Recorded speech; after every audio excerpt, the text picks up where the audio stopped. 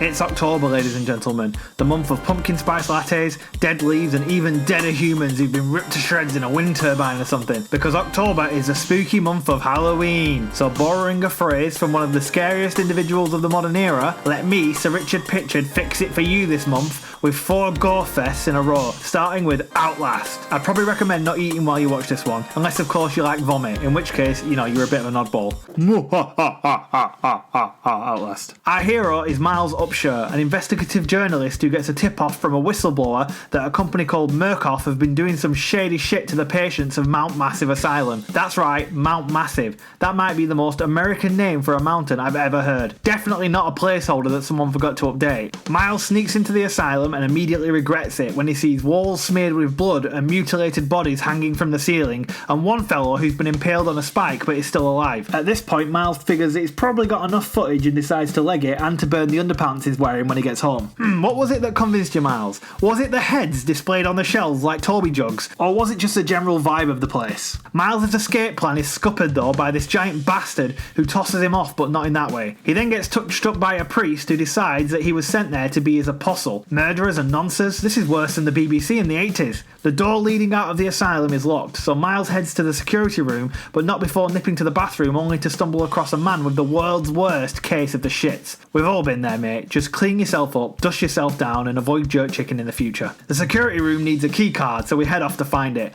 Get used to this. I personally think Outlast is one of the best horror games ever made. However, as there's no combat, the game wants to give the player an excuse to hide in lockers filling their pants, so it constantly needs to find reasons to force the player to venture out into the hellscape that is the asylum. And more often than not, it's to find a key of some sort. Hello? You alright? Just chilling, eh? Don't blame you. Let's have a good look at you. Oh, you're handsome. Sneaky look at the crotch. Yeah, I got away with that, I reckon. I don't think you noticed. Oh, hey guys, what you watching? Alright, yeah, it's my favourite. There's a little bit of blood on the screen, guys. Don't know if you've noticed. hey, I'd rather have blood on the screen than Noel Edmonds, am I right? Nothing. Well, fuck you guys then. We borrow the key card from this mutilated mess and head back towards the security room. Alright, I'm gonna have another sneaky peek at his crotch. Oh, bloody hell. I'm sorry, my camera slipped. It was an accident.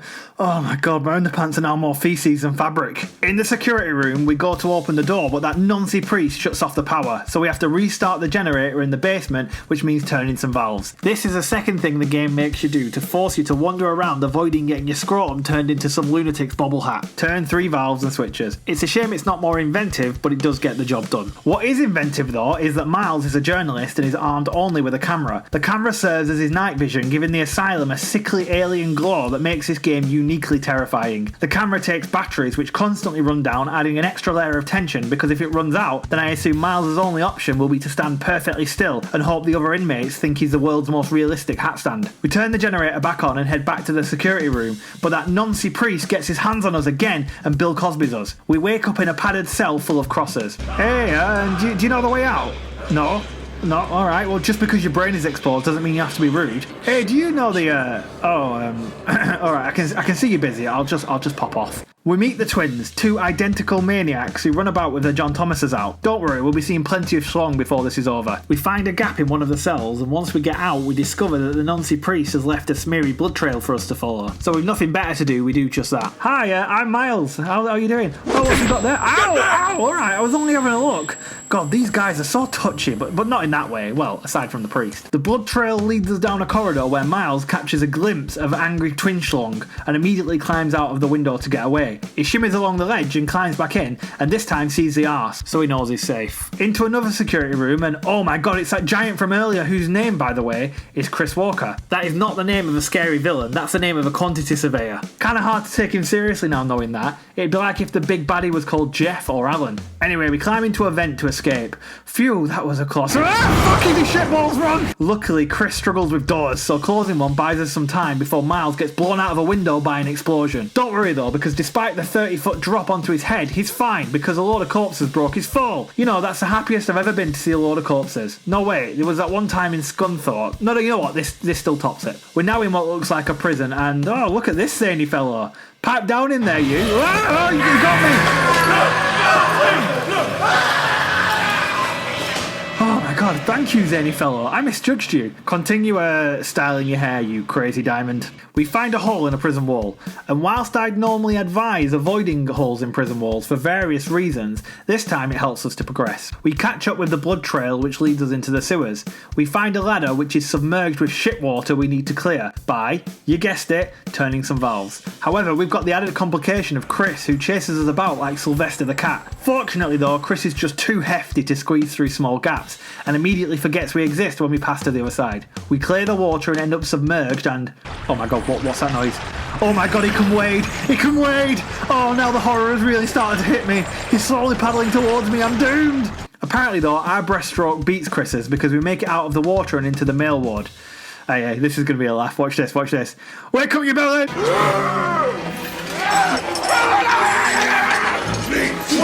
Oh, I'm sorry, it was a joke. Oh my god, he's alerted the boys. Oh. We get pursued through a series of rooms before we hear a friendly voice. Who's down there?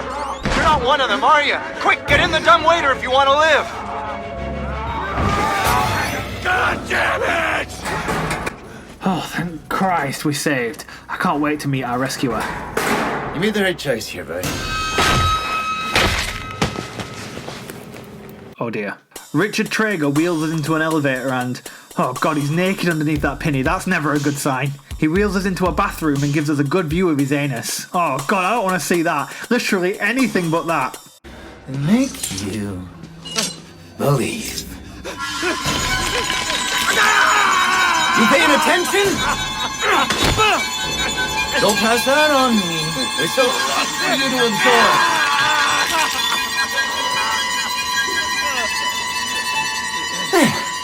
Better now, right? You understand what we achieved here? We made the consumer into the means of production. This thing is gonna sell itself. Oh god, you know when I said anything? I mean, the anus doesn't seem so bad now, does it? 2 fingers and this morning's breakfast down and it's not looking good, bruv. It worked so well. I can't make out what you're saying.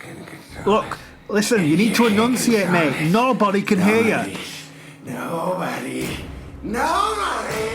Oh shit, now I've done it. Traeger jabs the bedridden man up and then discovers we've escaped. This makes him go buck wild. We need to use the elevator to escape, but wouldn't you know it, it needs a key. Just Miles' luck. We find the key and we're home safe. Oh, that was a close one. Oh fuck! Get off, get off, get off, get off!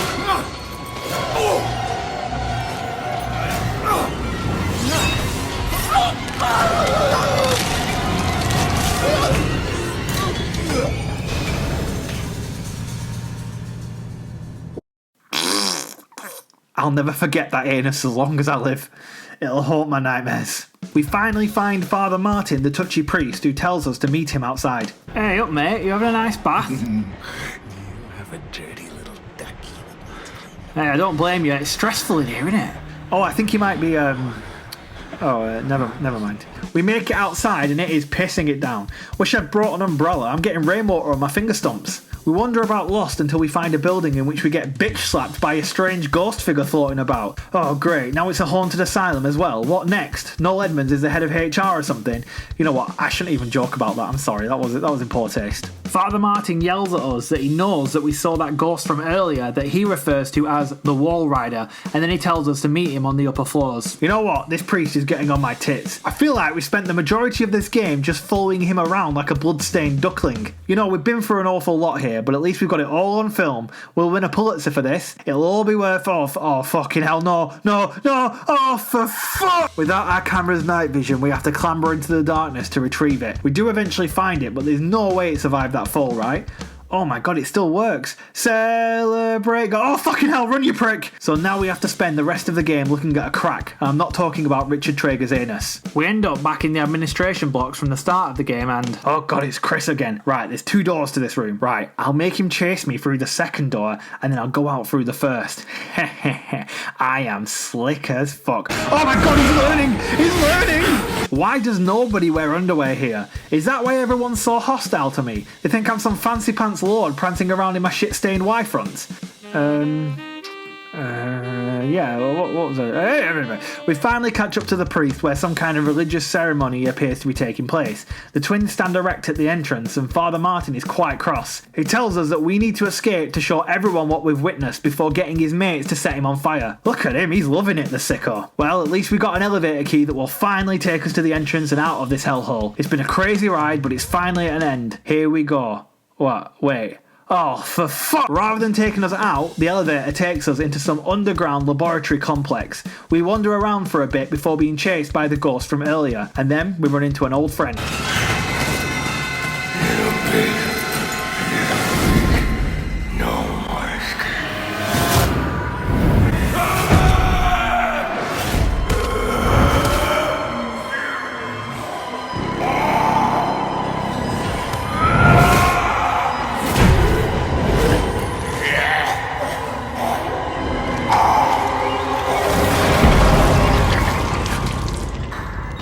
Chris, you alright, mate?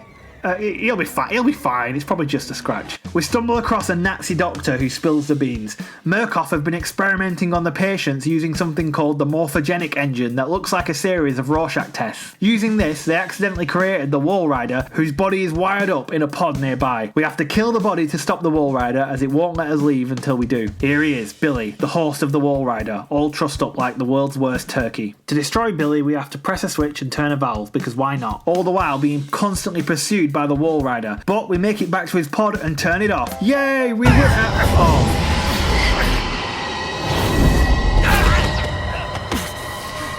Oh dear. Oh. Miles gets tenderized by the Wall Rider before it disappears forever. Miles has lost 2 fingers and nigh on broke every bone in his body to get this story, but all's well that ends well, right? He limps and crawls to the exit. I don't know about you, but I can't wait for this happy ending.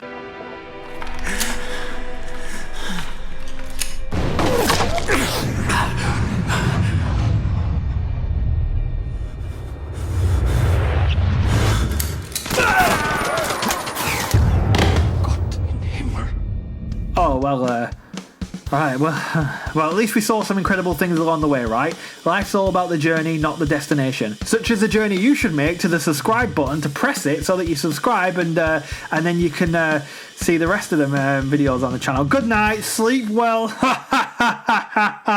because it's October and that. Ah! What is it, honey? I just can't stop dreaming about that anus.